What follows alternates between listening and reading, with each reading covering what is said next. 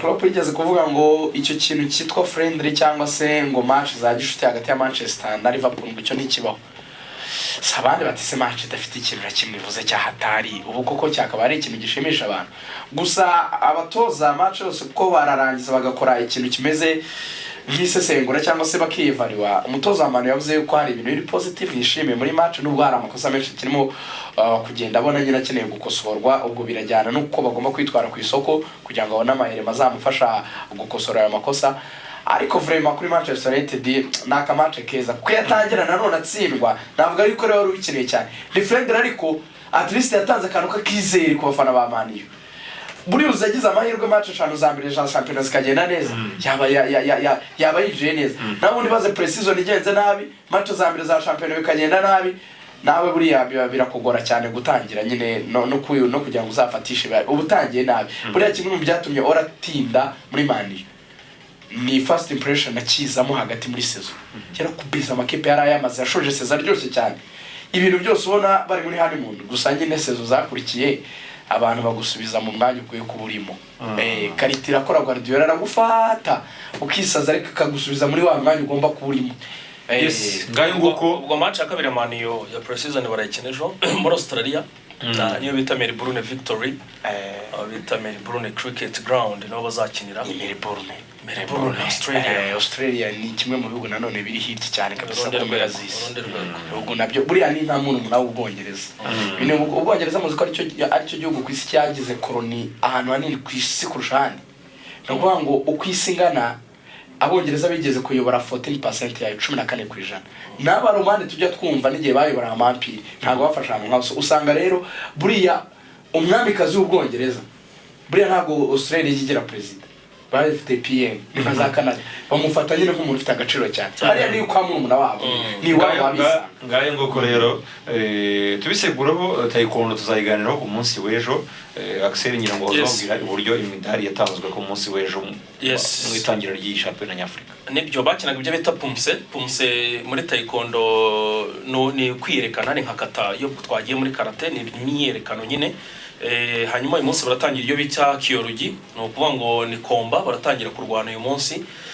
Ubwo rero Rwanda rwatwaye imidari 5 ya zahabu hanyuma nine y'umuringa ya bronze. Ubwo usanga tumaze kugira 9 muri pumse bwo muri kiyorugi rero tutegereje uyu munsi kuza kureba ko tuza kwakura imidari imikino atangiye saa 2 n'igiceri kubera hariya muri arena munsi ni kiyorugi. Kwinjira n'ubuntu harasabwa gusa inkingo 3 ubundi ukajya kurebera iyi mikino njyarugamba nta kibazo rwose ibintu bimeze neza. Ubwo rero tuzabakira ku munsi w'ejo batubwire uburyo irushanwa ririmo kugenda nabo tuhe umwanya niko tubigenza hano kuri RadioRwanda. Analyst, special analyst, expert. Uraboneza Moses. Introduction kikaze. Moses biri kunzira. International afite kinini cyane. Abantu bari kumbuye. Twarajyanye kuko bari kumbuye kuri RadioRwanda. Twaje gutara amakuru. Ugire rwose. Avuye muri amavakanse tujya tuvuga kubuka gakeya yuko cyane. Abandi basigaye bayita vac bakirirangiza. Abayibona ninde muri vac. Nzaruka mu kwa 12. Ari abantu umwaka wabo nk'abo muri Real Estate. Framusanga moza ko yatumwaka wanyu utangira mu kwa 5. Na moza sirega n'abayibere muri Real Estate. Byasabye ko mu kwa 6 mufunga mu kwa 7 nkikoza ahantu nkazarubumbashi gakeya karyama nkaruhuka isi ibishyushye ngarutse mu kazi ubundi izi nizo vanka ziza sama sama nyine byo kubwira sibyo nakubwira umwaka w'abantu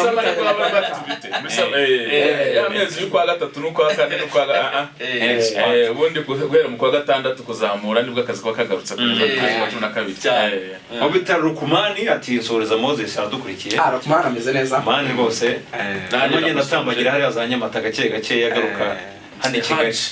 Ubundi Nyamata baravuga ngo ni place to be. Ubundi umuntu uri umunyarwanda ukaba nta butaka ufite Nyamata ugomba kubanza kongera kwitekereza. Uwo umuntu uri mu bijyanye na Real Estate cyangwa mu bijyanye n'ubwo. Ariko ndagira ibyo tutarabijyamo atwemerere tukiri no kuri radio kwa 6 dufite amasaha 2 n'igice. Oya ndahari. Moses amanuke saa 3 abantu baramukumbuye dukubita umupira w'i Burayi tujanjagure icyo kiganiro umuntu uzagicikwa ntazatubaza ngo manu yanjye ni mwayivuze tubikubwiye mbe ni kuwa gatandatu saa 3 n'igice umupira w'i Burayi tujanjagure dushyire hasi Moses ndahari urahari kabisa ngabo dutangire muri iminota dusigaranye kugira ngo dusoze urwo imikino dutangire mu ikipe yawe ya Chelsea unakunda by'umwihariko Kalidou Koulibaly Raheem Sterling n'amazina yagarutsweho cyane yamaze kwinjira muri Chelsea ni Chelsea yahinduye imiyoborere muherwa aragenda hinjura undi Chelsea urayibona gute muri sezi igiye kuzatangira mu kwa munani tutararengaho icyambere uyu munsi twagiye twibutsa ko Chelsea niyo kipe ya mbere ihenze ku isi ntabwo bivuze niko bimeze niyo kipe ya mbere iguzwe amafaranga menshi kurusha andi makipe yose ari akina ikintu bita umukino imikino y'ubwoko bwose Chelsea yaguzwe miliyari 4 na miliyoni 250 z'amapaundi ubwo rero niyo transaction ihenze igura ikipe ku isi kugeza uyu munsi kugeza ubu ngubu nyuma yuko rero umuherwa hoza ari umuherwa wa Chelsea Roman Abramovich ibihugu by'Uburayi ndetse na Amerika bibonye yuko afite uruhare mu gufakorana na Putin muri ntambara Uburusiya bwakoze invasion muri Ukraine baramuhana bamaze kumuhana na Chelsea barayihana igihe kiragera ayishyira ku isoko igurwa n'abanyamerika abanyamerika bayiguze rero bakora commitment yuko bagomba gushyira amafaranga menshi mu ikipe bakavugura stade bakagura abakinnyi ndetse bizera n'abafana ba Chelsea yuko nta change izabaho cyane mu buryo bwa culture bw'imitsi bwo gukina gutwara ibikombe kuko nabo nicyo kizaba kibazanye babitangira neza rero nubwo Chelsea isa nkaho iri murakora catch up kubera ko amaze hafi amezi 3 cyangwa 3 n'igice iri mu bihano itabasha kugura abakinnyi idakora scouting idakora contact n'aba agents cyangwa se n'abakinnyi batandukanye niyo mpamvu rero byagiye bitwara igihe hari abakinnyi wenda yakaba yarabonye harimo ba Haaland ba Nunez n'abandi ariko ntibyashobotse kuko icyo gihe ntabwo agomba gukora negotiation n'abo bakinnyi mbo Chelsea rero ahibone ubwo buryo umuherwe arabanza yirukana abantu basa nkaho bari bafite icyo bahuriye na Roman Abramovich icyo bita mu cyongereza ngo long servants cyangwa se abantu barakoreye umuntu igihe kirekire bafitanye umubano wihari yirukanye uwo bita chairman ariwe Bruce Bucks yirukana Marina Granovetsky ariwe wari sporting director akaba na CEO yirukana n'undi witaga Guy Lawrence wari umwungirije yirukana uwo bita Eugene Tenenbaum wari business associate wa Roman Abramovich noneho arangije borderline restructuring yose asa nkayihinduye we ubu ngubu ni chairman akaba na acting sporting director ko nta sporting director Chelsea irazana ariko barimo baramushaka uwo barimo barashaka rero bashaka kuzana uwo bita Michael Edwards wari sporting director wa Liverpool rabizi ko yarabasezeye mu kwezi kwa 11 kumwaka ushize nibwo ababwiye ko iyo izaba ari saison ya nyuma umuntu wubatse Liverpool ku buryo bukomeye ni wazanye Klopp muri Liverpool kuva abaye sporting director na 15 yubatse Liverpool ku buryo bukomeye abakinnyi bose ubona uyu munsi muri 11 ya Liverpool no wabazanye ndetse n'abandi igikorwa cya nyuma sizakoze ngira ngo ni Nunez mwaramunye mu kinyi ukomeye wa Liverpool so noneho rero ntarazi uwo ngo ariko nyine bacyari mu biganiro nyuma yaho rero bajya mu bintu byo gukora amarekrutment abakinnyi ubu Tuchel hagakiri head coach Tuchel yabaye manager yabaye kuri title nk'izo ubona ba Pep Guardiola bafite ndetse na ba Jurgen Klopp nuvuga ngo structure ya Chelsea rero nayo igomba kuba structure imeze nk'uko na za Liverpool zimeze na za Man City hagomba kuba chairman ariwe boss nkuko tubona ba Kalidou Baraka bahagarariye Mansour ukaba ubona uwo bita na Soriano ni CEO Texti akaba sporting director muri Liverpool rero buriya bagira uwo bita Michael Gordon ariwe president wa FSG donc ni wo hagarariye FSG mu bintu bya Liverpool byose bari Liverpool Family Sports Group akaba ari nawe president wa Liverpool noneho akagira uwo bita Ben Hogan ariwe CEO ni wa Liverpool noneho munsi yabo bagiraga uwo bita Michael Edwards wariwe sporting director yungirijwe n'uwo bita Julian Ward ubu ariwe bapromotinze bakamugira sporting director ubwo Michael Edwards avuye so iyo structure rero niyo structure nziza ituma ikipe ishobora kugira uburyo bw'imiyoborere myiza ndetse no kumaximiza ibintu bya bya sponsorship revenues na commercials n'ibindi bigiye bitandukanye. So Chelsea rero nayo nubwo ni izo nzira mirashaka kujyamo, hari mu barimo barashaka kuzana witwa izina rye rirancitse gato ndaza kubyibuka, niwe wari CEO wa Manchester United mbere ko Sorianaza na kwa Manchester City, ariko noneho ntabwo yari Manchester City gusa, yari City Sports Group, ira groupe ya Mansur yose yaguze Manchester City kuva 2012 kugera Sorianaza muri 2016. Noneho niwe bashaka kuzana kugira ngo mungire CEO. Noneho rero bagashaka kuzana Michael Edwards, urumva kugira ngo sporting director, urumva ko nyine ya structure barimo bashaka kuyubaka neza. So tushere bakamugira manager. So noneho rero abakinnyi Chelsea yashatse abakinnyi benshi, mwese abantu benshi bayikurikira barabibonye, batanze bid kuri Rafinha, bid rizira yemera, ariko Rafinha we avuga ko ashaka kujya muri Barcelona kuko Barcelona yari yarumvikanye na Rafinha kuva mu kwezi kwa gatatu. Nibyo vuga cyagiye cyakacapu cya Chelsea nyiri yari itashobora ko yagura abakinnyi, birangira Rafinha agiye muri Barcelona. Ariko noneho Chelsea yashatse umukinnyi uco bita inside forward, wa mukinnyi ukina kuri wing ariko ugomba utsinda ibitego. Bareba ku isi yose baravuga ati inside forward kuko abantu bari bafite ubwo bushobozi turabazi, ni ba Mane, ni ba Sara, sibyo, umuntu bita Son, abantu bakina muri Bayern Munich, ba Gnabry n'abandi, nibo bantu bakina ibyo bintu ari abawinga ariko batsinda ibitego byinshi. Barareba rero basanga ushoboka nuwo bita Raheem Sterling. Uriya ikintu Chelsea garuye ku isuku ubu ngubu muri bino bihe n'ukugura umukinnyi mwiza mu ikipe ikomeye.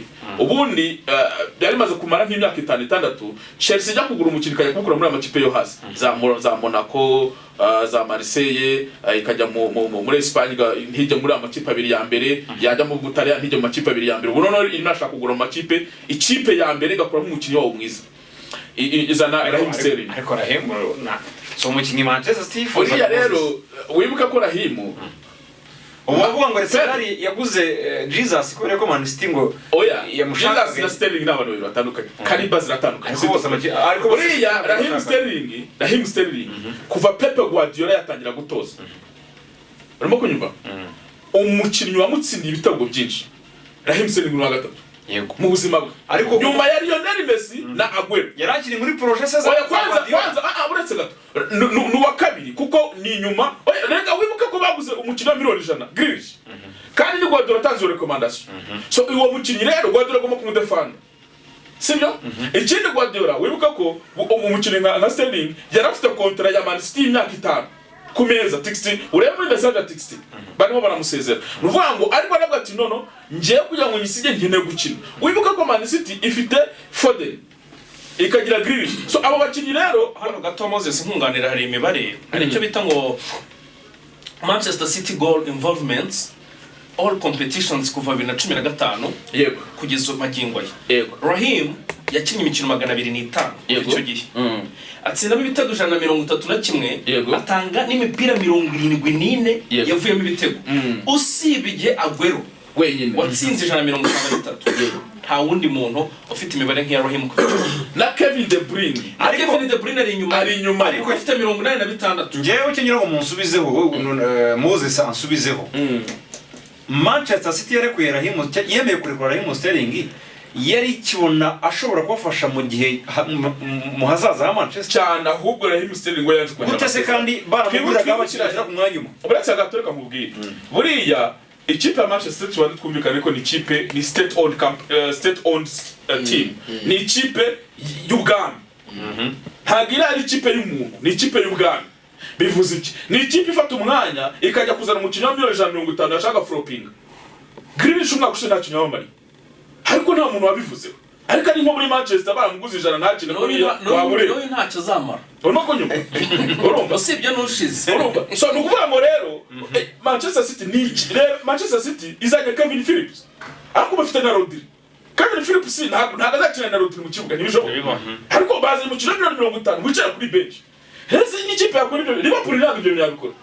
So nuvuga ngo Man City rero yo imeze nka bira Paris Saint-Germain, uzana ufite Neymar, ufite na Mbappe, ukaza kongera na Messi, ukafite Chipembe, ufite na Marquinhos, ugahitongera na Nuza na Ramos na Bascrinier bose baraho ngaho. So none se urumva ibyo ni ibintu nyine amafaranga yatarayabarwa icyo cyakuvuga rero Raheem Sterling ni umukinnyi Man City yari ikeneye ndetse cyane ariko we uyu ni umwaka wa World Cup ashaka kugira ngo bamuhe garanti kagomba kubaza mu kibuga ntago abakina bamurusha ahubwo bakira kubera preference y'umutoza kandi Guardiola turamuzi by nature especially ku bakinnyi bafite uruhu rwacu buraba icyo cyanya muto naho impamvu nakwemerera sezo za mbere yaramukoresheje azamura Phil Foden Guardiola arakubwira ikintu kimwe arakubwira ati njyewe ntabwo nshobora guha umukinnyi uwo ari we wese garanti yo kubanza mu uwo ari we wese wowe niba wumva uri umukinnyi ukomeye pambana ikibuga ngiki none se wambwira gute ko yamukoresheje sezo ebyiri za mbere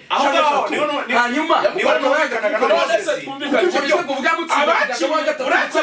uburyo Chelsea yagiye kugura umukinnyi mu ikipe ahubwo wabisubije neza wishaka kujyana muri Chelsea cyane ngo hise uruhande Raheem competition muri Man City yageze ahantu itamwemera kubanzanyamo Phil Foden birangira umutoza wa muri national uretse gatoya turebe Sterling yo gukora amakara imikino Sterling yakinnye ibitego yatsinze na assist yatsinze Foden imikino yakinnye ibitego yatsinze na assist Phil Foden ni young player mu Bwongereza niwe best player w'umwana Phil Foden ni ururi w'umwana se yahanganaga na Mason na Mason yasa kategori y'abasara young player of the year nuvuga ni Mount yatsinze ibitego none se Foden yagize double figure nibura Moses urashaka kunyura muri ubu afite double figure Moses uretse gatoya Sterling afite ball point ikintu twashabiye RadioRwanda nimbe nk'indisa Moses aramemeranya nawe ikintu kugendera muri statistics za kera Foden afite imyaka 20 ingana imefite ingana wewe wibwira ngo umuntu akinnye imyaka 5 undi akiriye hari ikintu abantu bashaka kwemera cyane faces Foden his far better kuri ubu ngubu kurenza Raheem kuko ntago ari imibare gusa football ya Guardiola ni nk'ibyo uvuga Kevin De Bruyne ni umukinnyi ufite imibare ihambaye nk'iya Raheem ariko aramusha umupira we football ntago ari kuvuga ngo natsinze mwiza biterwa n'uko ukinishwa umva mabwire sibyo ikibazo nawe uzafagira ibitego bingahe muri kariyeri mu minota 5 dusigaranye dushaka tuganire ku Chelsea ibintu tuzaganira muri weekend nge nakoresha ikibazo kimwe ndakubaza ni Raheem kuva muri Manchester City n'ubushobozi bwa Chelsea no gushyiramo imbaraga z'umurengera kugira ngo imubone cyangwa n'ubundi muri projet za Man City ntiharakirimo niko nakubajije icyo cyangwa gusobanura ni kimwe uyu Raheem Sterling n'umukinnyi ufite goal assist ubiteranyije 27 erega satubwiye we yakoze generation y'imyaka yose ishize ariko ndavuga izo mwaka ushize Raheem Sterling abo bose muvuga yaba Foden yatsinze 9 atanga imipira 5 yavuyemo ibitego muri Premier League Sterling yatsinze 13 muri Premier League atanga 11 aramurusha kandi yakinnye yabanjijemo imikino 21 gusa mu kibuga urimo kunyuma bivuze ikirere no kuvuga ngo hari icyo bita preference kandi preference yo mutoza rimwe na rimwe ntago ari uko koko ariko bikwiye kwa bimeze byo kuri tubarekere ibiganiro byacu byejo nejo bundi bizaba biryoshye bimeze neza mushimye cyane rero Moses wakoze murakoze cyane ba grand frère mushimye cyane Rigani akoze cyane Moses kwa gatandatu agomba kuba mushimye cyane Rwanda Axel akoze cyane nkuru nziza mushimye cyane Fiso ruri kuri video mwanafunza agarutse saa 5 kugeza amakuru agezweho kuri iyi saha rusubira mu isaha y'uburyohe saa 7:25 nibwo yatangiye saa 6 n'ubundi itangijwe na mwanafunzi Kubaze rero mugire umunsi mwiza muhahe muronke wa kane mwiza